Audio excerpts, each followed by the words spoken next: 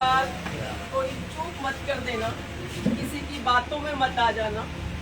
और ये जो निगम्मी सरकार है थोड़ा सा खड़े जिसने सारे सीवर जाम कर दिए, पूरे शहर के सीवर गटर भरे हुए हैं। बारिश आती है, सारा सीवर का पानी सड़कों, कहीं काला पानी आ रहा है, कहीं सीवर का पानी आ रहा है, कहीं आता ही नहीं है पानी। तो बहुत सारी परेशानियां ऐसी हैं जो जनता भुगत रही है, ठीक है ना।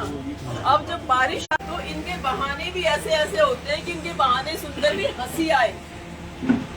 और दो मंत्री घूमते, थोड़ा इधर हो जाए कि उजाला है, चेहरा दिखाई दे इधर से। एक तो मंत्री है जी, और दूसरा अपना जो उसका भाई है वो उससे भी बड़ा मंत्री है। इतने झूठे हैं ये लोग, मतलब अपनी करतूतों पे दूसरों के मत्थे मटते हैं। आज पूरा शहर सड़ा हुआ है, गंदगी से, सीवर के ओवरफ्लो से, पानी की निकासी ना होने की वजह से, और इनके पास कोई योजना नहीं है। पीने का पानी उपलब्ध नहीं है। पीने का क्या, नहाने का पानी भी कई बार इतना गंदा आता है कि ना आप उससे नहा सकते हो ना बर्तन धो सकते हो। पानी आता ही नहीं है बहुत सारी जगहों पे। तो आपसे ये निवेदन है कि देखिए, इस बार आप चूक मत करना, ऐसी निकम्मी सरकार को इस बार हटाइए। और कई लोग ऐसे भी आएंगे वोट कटुआ, जो किसी गिनती में नहीं, किसी लाइन में नहीं। तो ऐसे वोट कटवा को भी वोट मत देना, वरना वोट जाएगी गड्ढे में। क्योंकि वोट कटवा ने जीतना तो है नहीं, कोई भी वोट कटवा कितने खड़े होए चाहे, वो जीतेंगे नहीं। तो उनको वोट जो देगा वो गड्ढे में जाएगी। तो मूलचंद को अगर हराना है तो कांग्रेस पार्टी ही विकल्प है, कांग्रेस पार्टी ही हरा सकती है।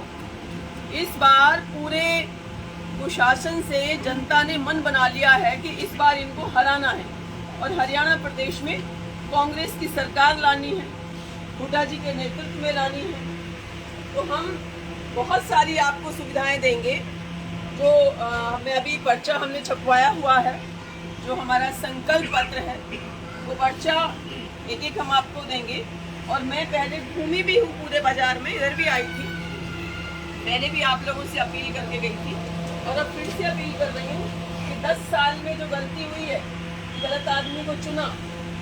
अब मुझे ये बताइए कि क्या मूलचंद शर्मा इन 10 सालों में आपका यहाँ हाल पूछने आया है?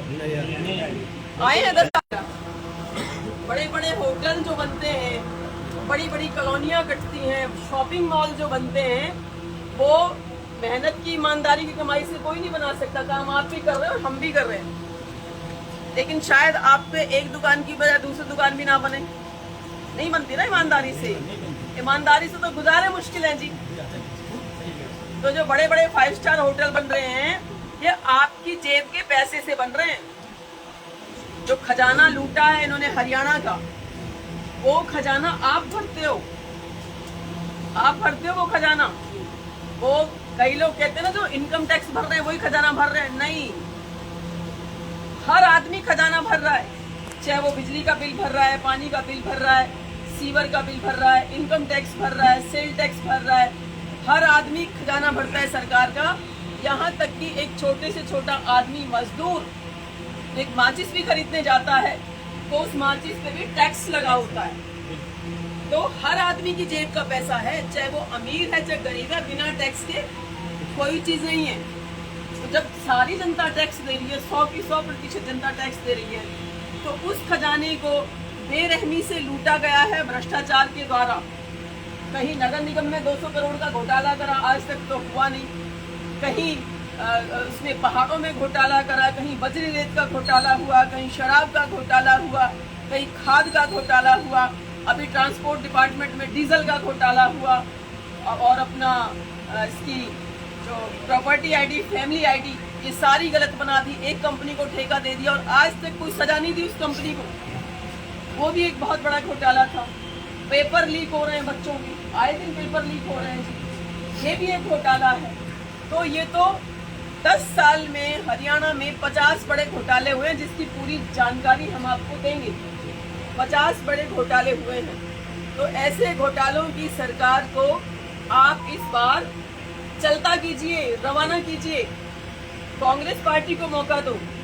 हमारे टाइम में हर आदमी अमन चैन से, प्यार मोहब्बत भाईचारे से रहता भी था, काम धंधे भी चल रहे थे। अब लोग 38% लोग हरियाणा में बेरोजगार हैं, यानी 100 में से 38 आदमी बेरोजगार हैं इस सरकार की बदौलत। और अपराध में हरियाणा नंबर 1 है। आए दिन लूट पड़ रही है, डकैती पड़ रही है, चोरी हो रही है, कहीं कोई मर्डर हो रहे हैं, कहीं कोई अपहरण हो रहे हैं। बहुत ही बुरा हाल हो रहा, बहुत बुरा हाल हो रहा है। तो ऐसी सरकार को भगाइए जो ना आपकी सीवर साफ कर सकती है, ना आपको पानी दे सकती है, फैमिली आईडी, प्रॉपर्टी आईडी के नाम पे आपकी पेंशन काट रही है, आपकी बीपीएल कार्ड काट रही है। और थाने में चले जाओ, नगर निगम में चले जाओ, तहसील में चले जाओ, बिजली बोर्ड में चले जाओ, बिना पैसे के जायज काम भी नहीं होता है। और कहीं कोई मुसीबत आ जाती है किसी पे, या कहीं कोई सीवर जाम है, कोई डकैती पड़ गई, कोई बच्चा खो गया, कोई मर्डर हो गया, तो 10 साल में ये मूलचंद शर्मा और उसका परिवार के लोग ये झांकने भी नहीं आते, ये देखने भी नहीं आते कि जनता कहाँ दुखी है, कैसे जनता अपना जीवन गुजार रही है, ये देखने भी नहीं आते। आज आप सारे दुकानदार हैं यहाँ, आज सबकी दुकानों पे कितना कम व्यापार रह गया आप खुद बता दो। इन 10 सालों में दुकानदारी